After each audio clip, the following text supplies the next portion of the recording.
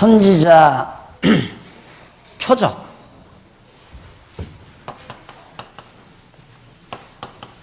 보여줌. 수행함, 보여줌. 7장에서 8장, 7장.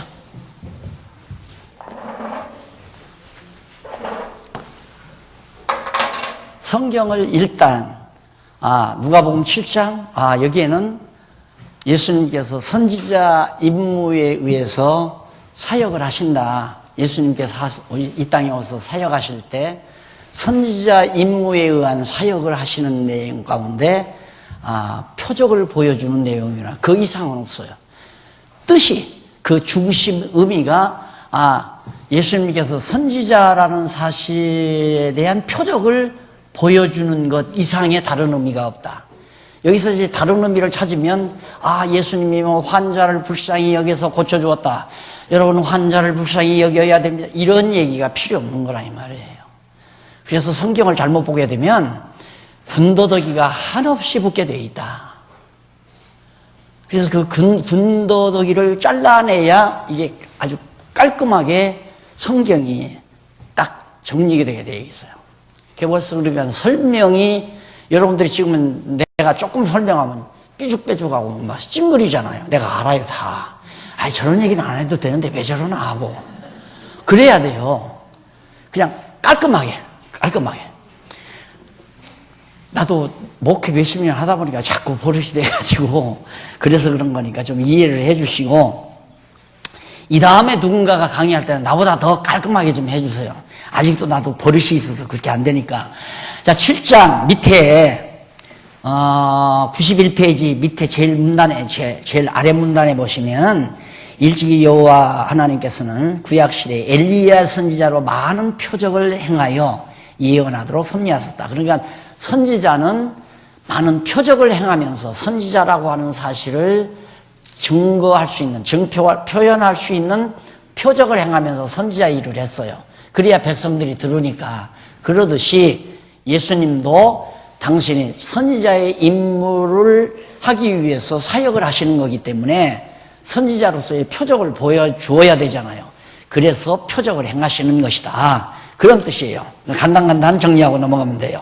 7장 1절로 10절에 보면 넘어가서 92페이지에 죽게 된 백부장의 종을 고쳐 강건케 하는 표적을 보여줍니다. 백부장이면 100명, 군인 100명을 거느리는 대장이에요. 그게 백부장인데, 그러니까 제도가 있죠. 100명의 군인을 거느리니까 상당히. 그래서 이 백부장이 종이 있는데 이 종이 병들어서 죽게 됐어요. 그래서 이 소식을 듣고 이제 백부장이 장로들을 좀 보내가지고 예수님을 좀 오시라고 해서 우리 종을 좀 낫게 해줬으면 좋겠다. 그래서 이제 얘기를 하면서 그들이 하는 말이, 이 백부장 이 사람은 상당히 백성들을 위해서 좋은 일도 많이 하고 정말 선량한 사람이기 때문에 좀 봐줬으면 좋겠습니다 하는 식으로 예수님께 부탁을 한 거죠. 그래서 5절에 보니까 저가 우리 민족을 사랑하고 또한 우리를 위하여 회당을 지었나이다. 요즘으로 말하면 예배당 지어준 사람이다 이거예요. 회당을 지었나이다. 이러면서 이제 참 좋은 분이니까 예수님 좀 불쌍히 여겨달라 이런 얘기죠. 그런데 어떤 백부장이 사랑하는 종이 병들어 있는데 그 소문을 듣고 유대인의 장로들이 와서 이제 구원하시기를 예수님께 청했어요.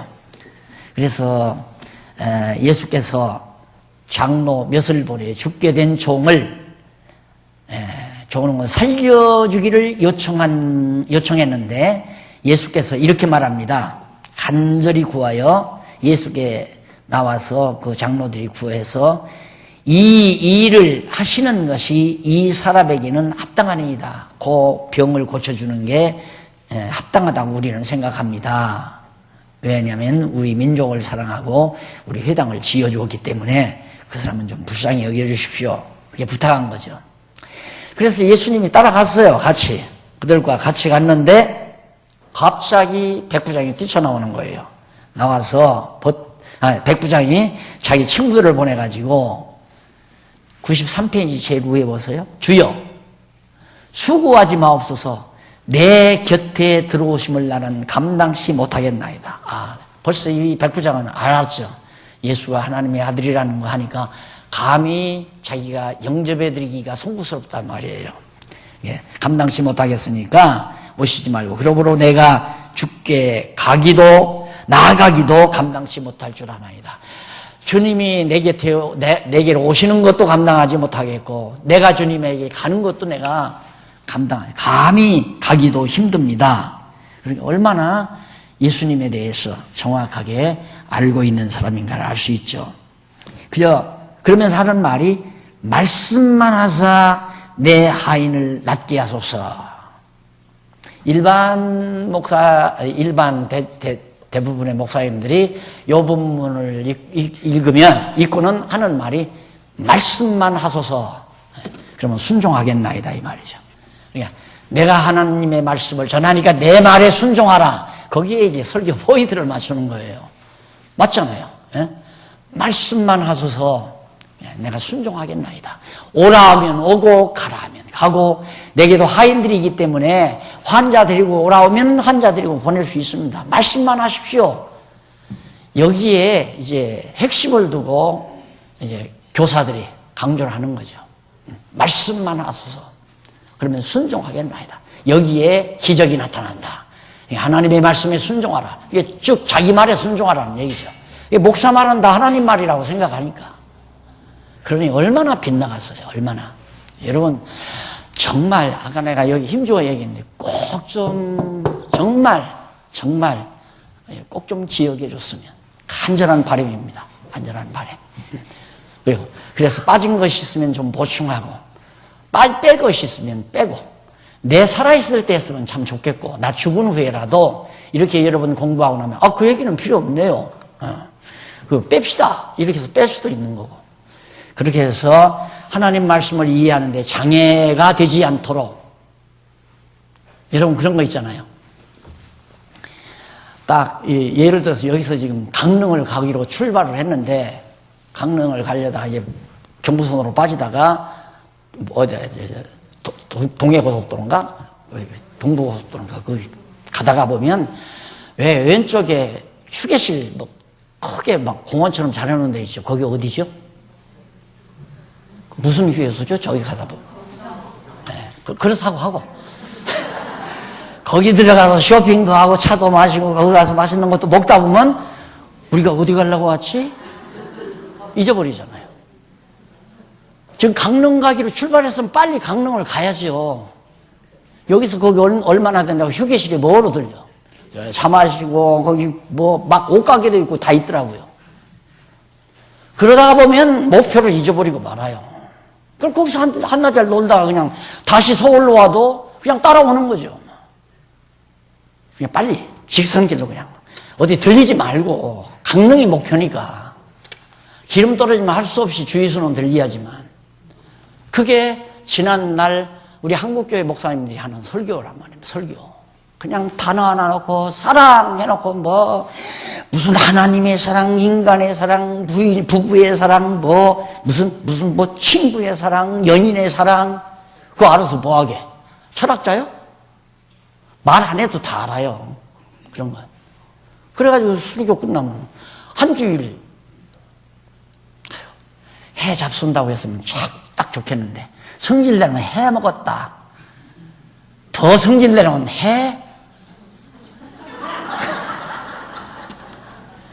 정말 부끄러워요. 진짜. 내 과거도 부끄럽고, 솔직한 얘기로. 그렇다고 이제 다 늙었는데 다 기어내는 수도 없고,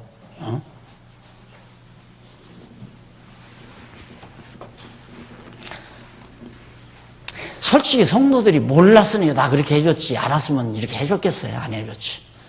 니도 공사판에 가서 일해 먹고 살아라 그러고 내 던졌지. 그런 거 보면 그것도 다 하나님의 뜻이에요.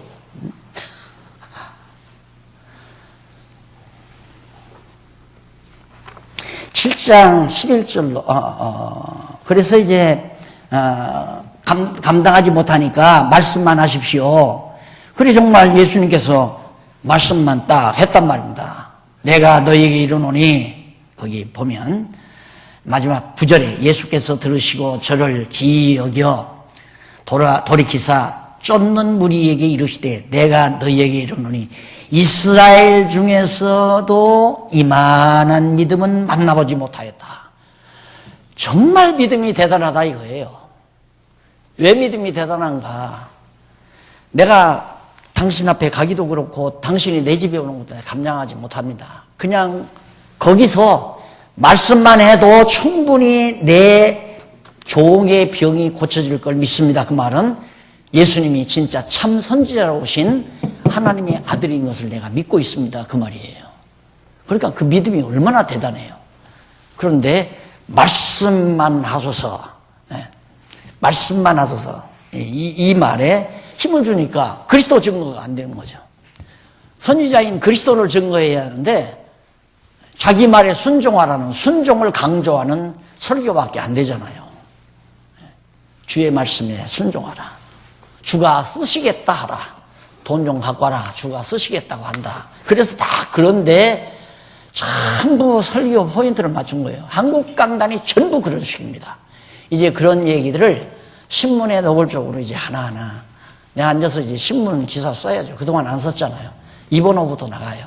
그래서 교회 교육개혁 재창한다 해가지고 교육 개혁을 재창한다 포문 열었어요. 이번 여름에 모여서 이제 포럼 할 거예요. 전체 포럼. 왜 교회 교육개혁을 해야 되는가? 어떻게 해야 되는가? 무엇을 해야 되는가? 이런 것들을 이제 몇 해에 걸려서 하면서 하나하나 우리 교회 개혁, 이 기독교 개혁을 완성하는 단계로 우리가 이끌어가는 과정을 거치려고 합니다. 자, 그 다음에 이제 7장 11절로 17절 보면 과부의 죽은 아들을 명하여 다시 살리는 표적이 나타나요. 과부가 아들이 있는데 아들이 죽었어요. 상여가 나가요. 상여를 내보내면 막 울고 불고 해요.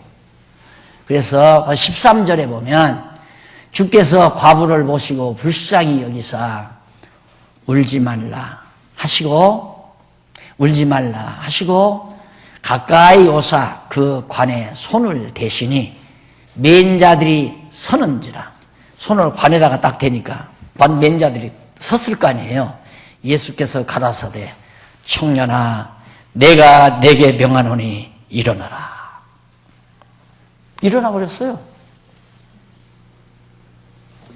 그러면 여러분 기도만 하면 죽은 자도 살려낼 수 있습니다. 예수님도 관에 과부의 아들을 관 속에 들어갔지만은 능력으로 죽은 자를 살려냈습니다.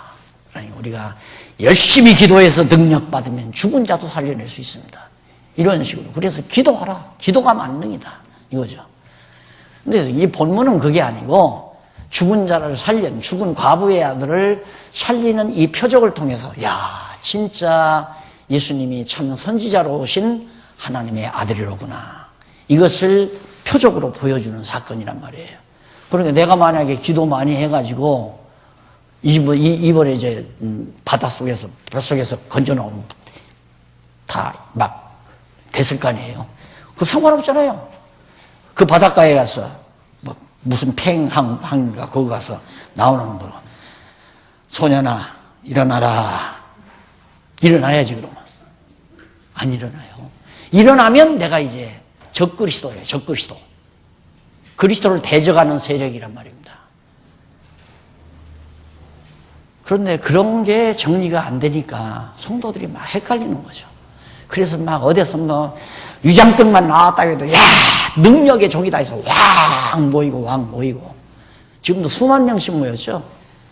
수만 명 모여요. 지난번 우리 여기서 강의하신 목사님이 바로 강의하러 간 곳이 수만 명 모인 교회로 가신 거예요.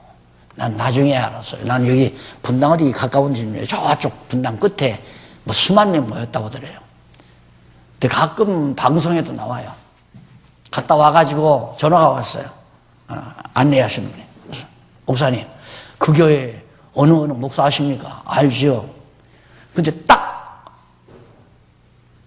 그 뉘앙스가 뭐냐면, 그 사기꾼입니다. 이 말이 딱 나오려고 그래요. 그래서 사기성이 있죠? 내가 그래요. 목사님, 사기꾼입니다.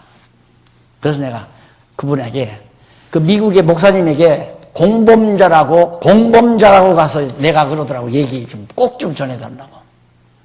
왜 그러냐면 그 목사를 여기 와서 그 강의하신 목사님이 하여튼 그분도 사람만 많이 모이면 진짜인 줄 아는 거예요. 지금까지는 그분이. 그래가지고 그분이 미국 오니까 이제 연결이 돼가지고 이 양반이 데리고 백악관 들어가서 레건 대통령하고 사진을 찍게 만들어준 거예요. 이렇게. 그러니까 그 사진 한 장 갖다가 당뇨실에 걸어놓고서 지금 그렇게 해먹은 거 아니에요. 권력과 결탁을 하는 건 반드시 뒤에 문제가 있는 겁니다. 뭐 국회의원을 엎는다거나 장관을 엎는다거나 대통령을 엎는다거나 지난번에 여기 가서 누가 공부하면서도 몇 번 공부시키고 나니까 아이 목사님 하면서 뭐 앞에 와서 하양을 떨면서 그래. 왜 그러냐니까 목사님 꼭 만나실 분이 있어요. 누구요? 그러니까 우리가 가서 얘기하니까요. 야, 그 목사님 참 훌륭하시다. 한번 만나고 싶다고. 여기 야루가 있구나 하고 단다. 누군데요? 그러니까 뭐 아주 신분이 들어가면 안 된다고요. 그래요?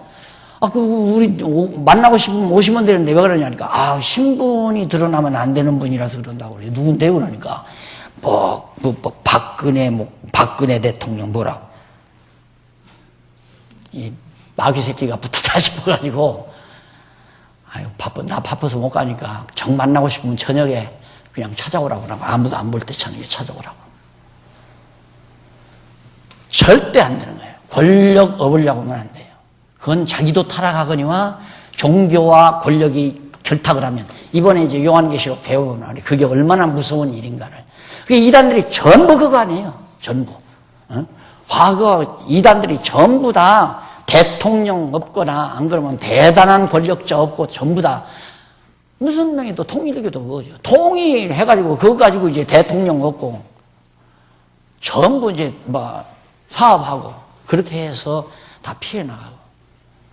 이번 일도 보세요. 이번 일도 우물쭈물 아마 내가 알기로는 저거 바닥 안 긁어내요. 먹은 사람이 한둘인가? 그 돈 먹은 사람이. 그러니까 거기다 욕먹은 사람들은 다 공범자들이죠. 그렇게 교회에다 돈 내면 안 된다 이 말이에요. 내려면 정확하게 어디 배달 사고 안 나게. 여기 이거 빚 갚아도 이것도 잘 안 지키면 이것도 배달 사고 나요. 우리 세대가 지키다 그 다음 세대 넘어가면서 또 배달 사고 난다고요.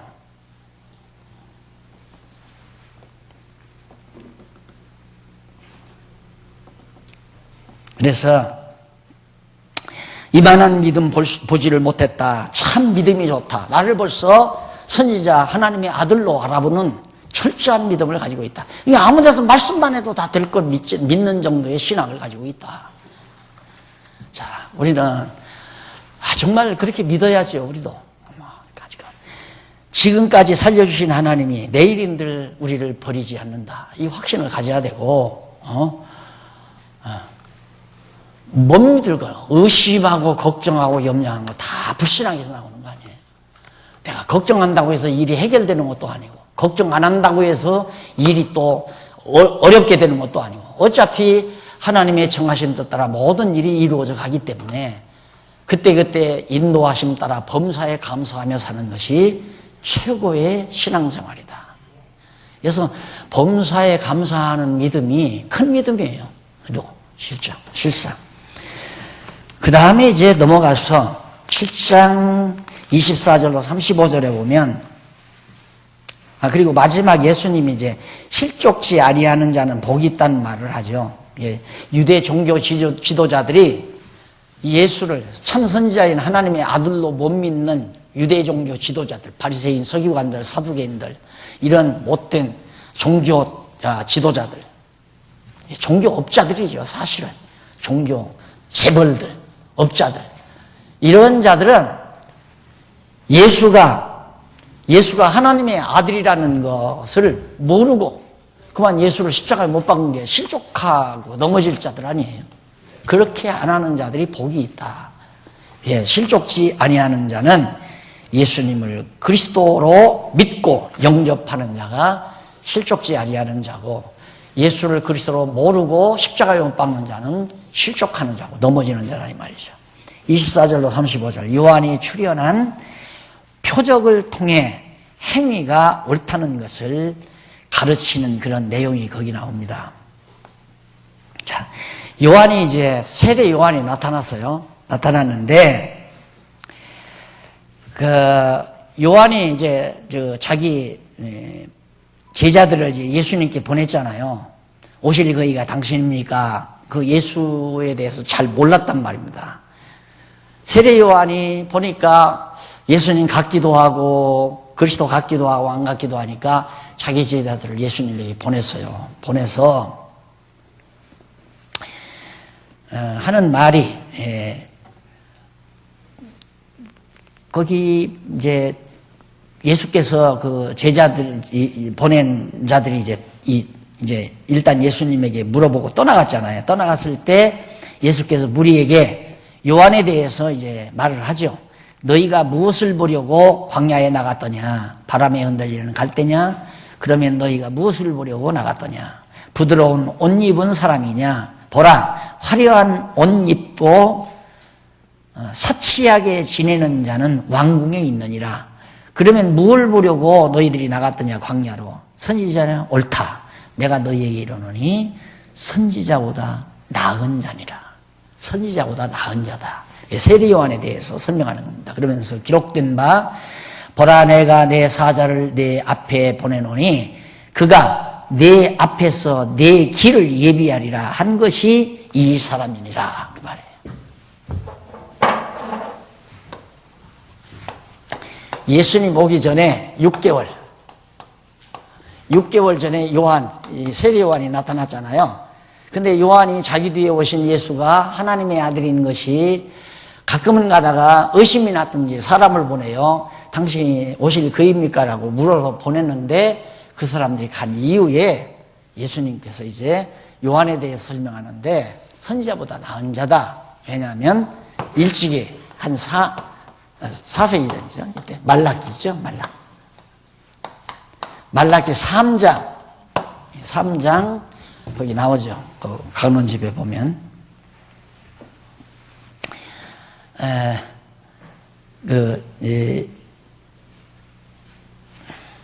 예수님께서 그 말라기 선지자가 예언한 그대로 이 세상에 오신 자다. 그러면서 선지자보다 더 나은 자라고 그러면서 말라기 3장 1절 어디에 나오느냐면 97페이지 한 중간 앞에 보면 한 중간에 보면 보라 나왔어요? 그 보라 그 바로 밑에 보면 말라기 3장 1절 나오죠. 그 말라기 선지자가 이제 광야에 외치는 자의 소리 세례 요한이 올 것을 예언한 바로 그 사람이다. 요한이.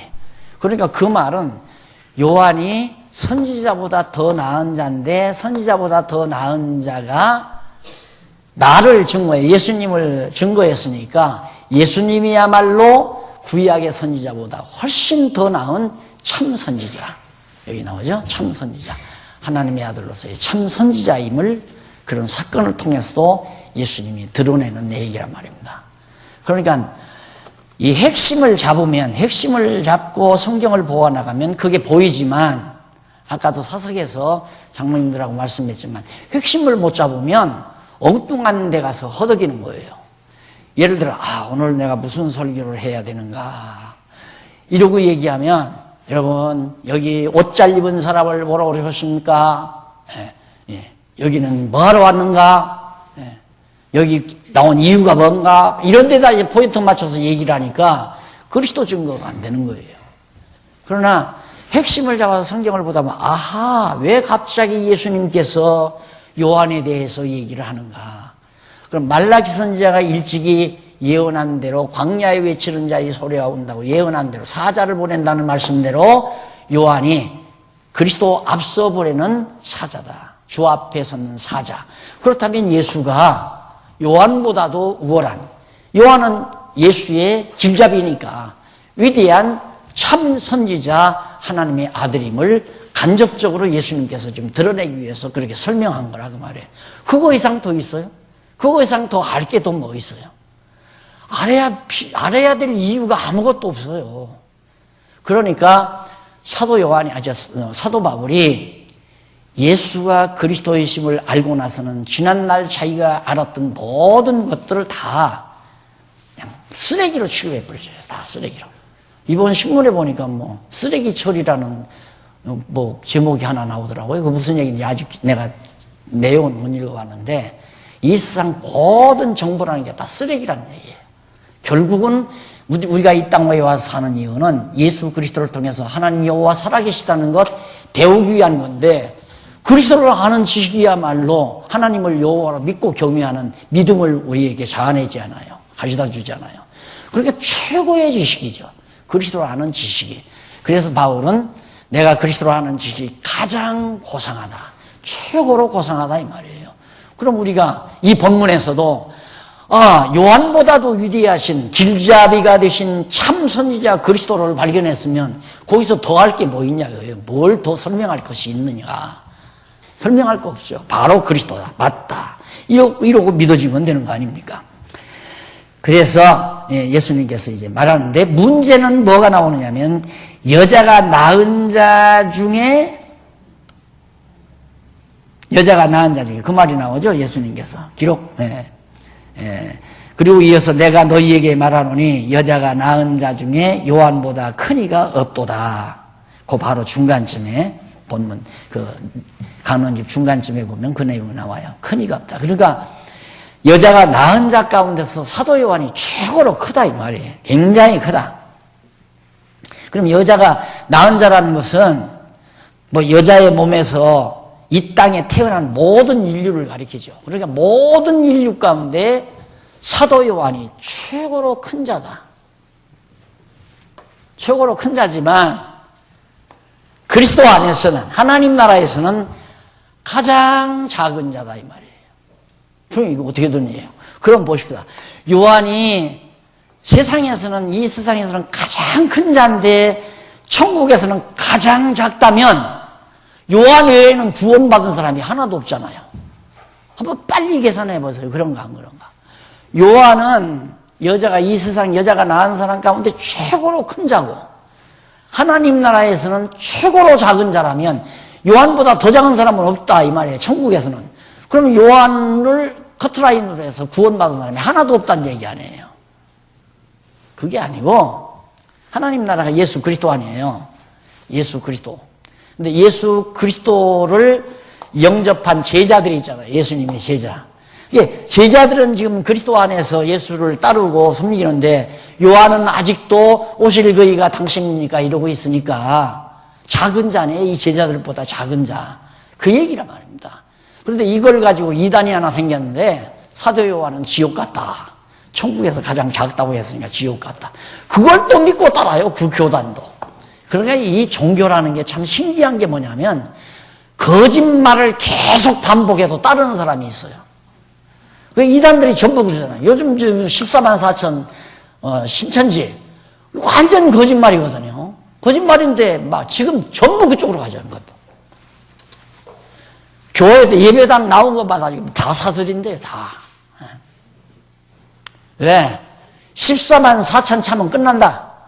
빨리 이 14만 4천에 들으려면, 거기 지금 모여든 게 지금 수십만이래요. 거기서 14만 4천을 고른다니까 막 집 바치고 재산 바치고 막 돈 갖다 바치고 그런 거예요. 14만 4천 수 안에 들어가려니까. 여러분 들으면 참 신기하지. 어떻게 그런 말을 믿나. 여러분들도 그 속에 빠지면 다 들어가요. 공부 안 하면. 이제는 안 빠져 들어가죠. 이제는. 알았으니까. 그래서 예수님께서 당신이 하나님의 아들, 즉 천국의 주인으로 오셨다는 사실을 증거하는 참 선지자의 임무를 이런 사건을 통해서 섭리해 가신다. 그런 얘기예요. 그 다음 31절로 35절 넘어가서 98페이지에 위에서 5번째 줄, 예수께서 반응이 없이 비난하는 자들에게 자신의 행위가 옳다는 것을 가르쳐 증거하신 내용인데, 이 세대 사람들은 무엇으로 비교하냐면, 비유컨대 아이들이 장터에 앉아서 서로 불러가로되, 우리가 너희를 향하여 피리를 불어도 너희가 춤추지 않고 우리가 애곡을 하여도 너희가 울지 아니한다 함과 같도다. 이미 성경에 이미 얘기가 있듯이 사람들이 장터에서 노래를 불러도 또 피리를 불어 춤도 안 추고 노래도 안 부르고 그런 것처럼 예수님이 하나님의 나라에 대해서 이렇게 전하고 가르쳐도 아무 반응이 없다 이 말이에요. 올바른 말을 해도. 그러니까 바울이 말했듯이 앞으로는 사람들이 참말을 듣기 싫어해요. 옳은 말을 듣기 싫어하고 거짓말을 좋아하고 자기 욕심을 채울 수 있는 말 듣기를 좋아하기 때문에 듣든지 안 듣든지 너는 성경 하나님의 말씀만 전하라. 사람들 귀를 즐겁게 하지 말라 그 말이에요. 이게 저도 참 이제 이런 말을 할 때는 이제 양심이 조금씩 찔리죠. 왜냐하면 가만히 보면 눈을 슬슬 감고 이렇게 좀 말씀을 안 듣는 좀 등한히 하는 지미가 생기잖아요. 그러면 슬쩍 농을 한마디 한단 말입니다. 그게 뭐냐면 제일 쉬운 농이 김여숙이 들썩거리는 거예요. 그럼 지금도 웃잖아요. 김여숙이 얘기만 하면 웃잖아요. 이게 얼마나 내가 잘못된 일인가. 그런데도 버릇이 돼서 그렇게 나온단 말입니다. 교인들 듣기 좋으라고. 재밌는 얘기. 그래서 그곳으로 성공한 목회자도 있잖아요. 대전에서 하는 만담쟁이. 막 텔레비에도 계속 하도 만담을 잘하니까 코미디 프로에 나와서 했잖아요. 그래 코미디가 목회를 해도 교회가 된다니까 이놈의 한국 교회가 어떻게 된 건지. 다행스럽게 서세보이는 아내 패했다가 그걸로 고발당했더만 교회도 문 닫아버리고. 그 말이 되는 얘기. 그래가지 코미디가 그래 무슨 갑자기 미국 갔다 와서 목사 됐다고 부흥회를 다니고 이상한 나라라니까 이 나라가 한국 교회가. 목사들이 그 사람들이다가 또 부흥회 시키고. 왜? 와서 우스갯소리하면 사람들이 모여드니까. 듣거나 말거나 잠을 자거나 말거나 졸거나 말거나 그냥 성경만 가리키자. 이게 지금 내 신조예요. 듣거나 말거나 그냥 오직 성경만 가리키자. 왜? 이대로 전에 하던 대로 했다가는 천국 가면 하나님께서 예수님께서 그래도 천국은 보내주겠지만 주먹으로 주둥거리는 한번 쥐어박을 것 같아. 위에 이 새끼 하고 주둥거리를 안 돼요. 진짜 성경만. 그 다음 36절로 50절 시몬의 집에서 여자를 통해 죄를 사하는 표적을 보여줘요. 선지자니까 반드시 예수는 그리스도이기 때문에 죄를 사하는 원세가 있다는 걸 가르쳐줘야 되잖아요. 속죄주 그리스도라는 사실을. 그래서 어떻게 했느냐면 그 당시에 한 바리새인이 예수께 자기와 함께 잡수시기를. 이 바리새인이 은근히 예수님하고 좀 한번 식사를 같이 하고 싶었던 것 같아요. 그것도 참 기적이죠. 예수님을 적대시했는데 따라다니다 보니까 이제 약간 흔들리지 않았나. 그래서 예수를 초빙해서 이제 식사를 하려고 했는데 그렇게 융숭하게 그냥 대접을 하지 않고 적당히 그냥 받아들인 것 같아요. 그런데 한 여인이, 주인이죠. 가늠한 여인인가? 거기 보면 이제 그 동네에 죄인인 한 여자가 있어. 예수께서 바리새인의 집에 딱 들렸어. 그러니까 이 죄인 여자가, 아마 이 죄인 여자니까, 여자가 무슨 죄 졌겠어요? 남의 남자 봤던가, 간음을 했던가, 그런 죄겠죠. 이 여자가 이제 막 기름을 가지고 찾아왔어요. 찾아와서 예수의 머리에다가 붓고 발을 씻기고 그랬다, 이 말이에요. 그러니까 바리새인이 있다가, 저 비싼 거 저걸 왜 저러는가 하고 이제, 바리새인이 별로 좋게 생각하지 않고 이 여인은 막 기름을 붓고 발에다가 입을 맞추고 향료를 부으니까 예수를 청한 바리새인이 이것을 보고 지금 이 39절에 나오죠. 마음에 이르되 이 사람이 만일 선지자더라면 예수가 진짜 선지자더라면 자기를 만지는 이 여자가 누구며 어떠한 자 곧 죄인인 줄을 알았으리라 하거늘 예수께서 대답하여 가라사대 시몬아 내가 내게 이를 말이 있다 하시니 저가 가로되 선생님 말씀하소서 가라사대 빚 주는 자가 어떤 사람에게는 500달란트 빚을 줬고 어떤 사람에게는 50달란트를 줬는데 둘 다 탕감해 줘버렸다. 누가 더 감사하겠느냐, 고맙겠느냐. 그러니까 바리새인이 또 그거야 500달란트 지은 빚 지은 자가 더 감사하겠죠. 그러니까 바로 그거다 이 말이야. 너는 네가 생각할 때 죄가 없다고 생각하니까 나한테 감사를 하지만 감사를 이렇게 치사하게 밥 대접하려면 손님이 왔으면 막 발도 좀 씻겨주고 잘 영접하고 그래야 하는데 밥이나 먹여서 보내려고 날 오라고 하지 않았냐. 고마움이 덜하기 때문에 그래요. 그러나 저 여인은 죄가 많기 때문에. 그러니까 예수님이 볼 때는 실제로 죄가 많은 게 아니라 그 여인은 자기는 정말 죄인이라고 생각한 거예요.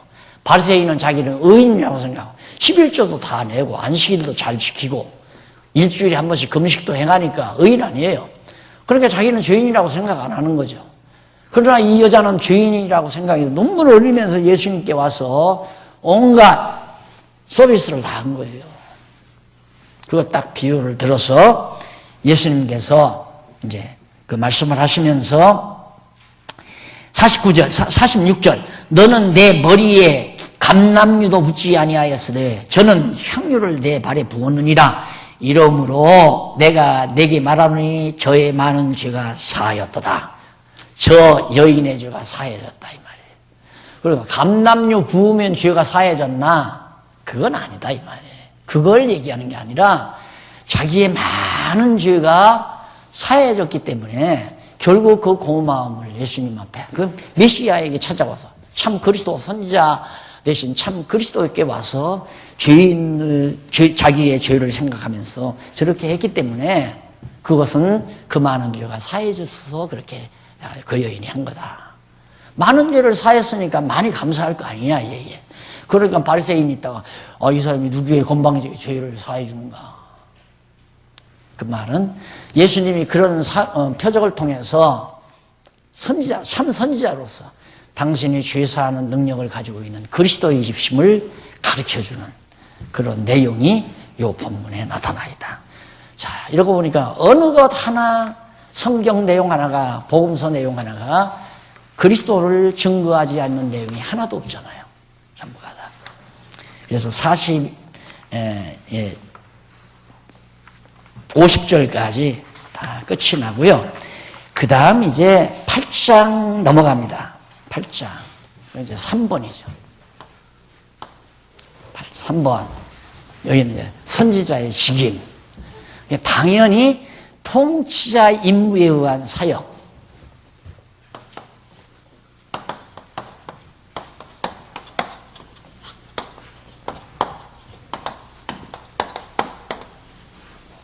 그러니까 예수님은 만왕의 왕으로 오신 그리스도이기 때문에 통치자의 임무에 의해서 하나하나 사역하는 행위가 어디서부터 8장부터 9장 17절까지 쭉 소개되어져 나옵니다.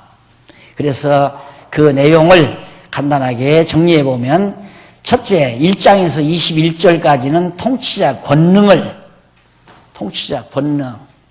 요거죠. 양쪽 가라. 1번.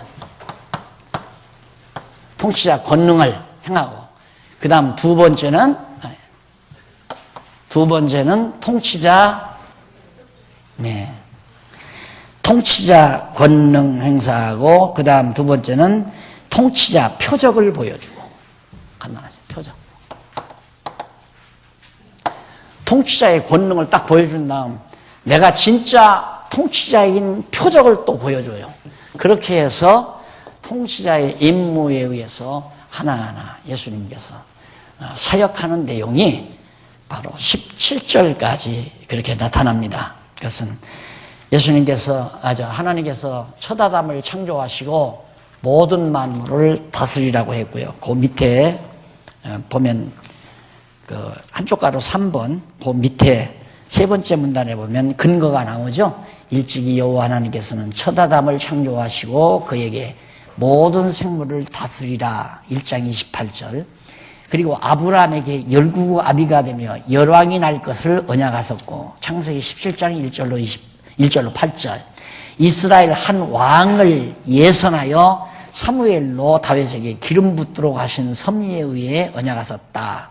사무엘상 16장 1절로 13절. 이게 이제 구약에서 장차 통치자로서 만왕의 왕으로 예수 그리스도가 오실 것을 구약에서 예언한 대로 그대로 이루시기 위하여 예수님이 통치자의 사역을 통해 선지자의 임무를 감당하는 그리스도 하나님 아들로서의 임무와 선지자의 임무와 통치자의 임무를 통해서 당신이 그리스도의 사역을 그리스도로서의 사역을 감당하는 내용으로 이제 9장 17절까지 이어지게 됩니다.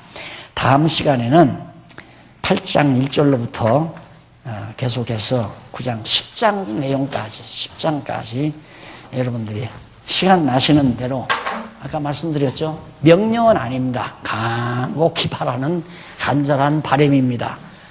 새벽 기도는 안 나와도 아침에 조금 일어나셔서 텔레비 틀지 말고 조용한 시간에 10페이지씩만 최소한 10페이지씩 아니면 한 20페이지씩 읽으시면 한 1년 반 내지 2년이면 깔끔하게 성경 공부 끝! 그 다음에 골치 아프게 자꾸 성경 공부하려고 하지 말고 이제는 나는 어떻게 살 것인가? 하나님 앞에서 나는 무엇하고 살 것인가? 스스로 알아서 누구에게도 명령 듣지 말고 스스로가 알아서 뜻과 생각이 같은 사람들끼리 선한 일 하며 열심으로 사시다가 하나님 부름 듣는 것이 가장 지름길이고 아름다운 길임을 꼭 명심해 주시기 바랍니다. 기도하십시다. 살아계신 하나님 아버지, 오늘 또 소중한 시간을 보내게 해주신 것 감사합니다. 지혜 총명 주셔서 듣는 대로 우리의 뇌리에 잘 자리 잡게 하시고 예수가 그리스도의 심을 믿는 이 신앙이 날로 성숙해서 범사에 감사하며 사는 슬기로운 종들 되게 하시옵소서. 예수님 이름으로 기도드립니다. 아멘.